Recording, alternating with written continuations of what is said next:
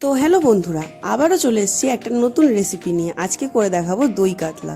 প্রথমে বড় বড় কাতলা মাছের পিসগুলো নিয়ে ভালোভাবে তেলে ভেজে নেব লাল লাল করে। তারপর নিয়ে নেব আদা জিরের পেস্ট, পেঁয়াজ বাটা, কাঁচা লঙ্কা, টমেটো, ধনেপাতা কুচি আর টক দই। কড়াইতে দিয়ে দেবো গোটা গরম মশলা, তারপরে দিয়ে দেবো পেঁয়াজ আর টমেটোটা ভালোভাবে নাড়িয়ে চাড়িয়ে নিয়ে তার মধ্যে দিয়ে দেবো নুন।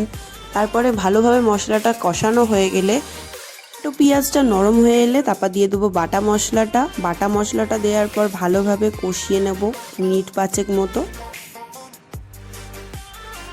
মশলাটা কষানো হয়ে গেলে দিয়ে দিতে হবে টক দই, ফেটিয়ে ভালো করে রেখে দিয়েছিলাম আগে থেকে, সেই টক দইটা দিয়ে দিয়েছি। এবার টক দইটা দিয়ে আরও মিনিট 5 মতো ভালোভাবে নাড়াচাড়া করতে হবে।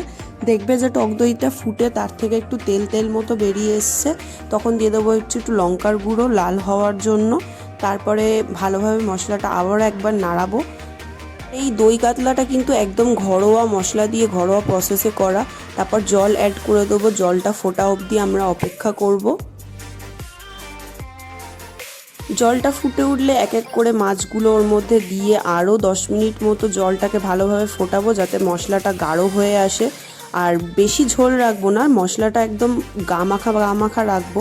তারপর কিছুক্ষণ চাপাও দিয়ে দেবো, 5 মিনিট মতো আবার চাপা দিয়ে রাখবো ঢাকনা। তারপর খুললেই দেখতে পাবে একদম মশলা ভালোভাবে মাছের গায়ে লেগে গেছে আর রসটাও অনেকটা শুকিয়ে এসছে।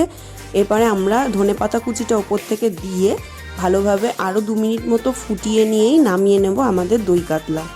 এটা একদম অন্য স্বাদের, অন্য রকম টেস্ট হয়। তোমরাও একবার বাড়িতে বানিয়ে দেখো, খেতে খুবই সুন্দর লাগবে। আর তোমরা চাইলে অল্প চিনি অ্যাড করতে পারো, আমরা সেটা করিনি। আর ভিডিওটা কেমন লাগলো জানিও অবশ্যই। ভালো লাগলে লাইক, শেয়ার, কমেন্ট আর সাবস্ক্রাইব করতে ভুলো না কিন্তু।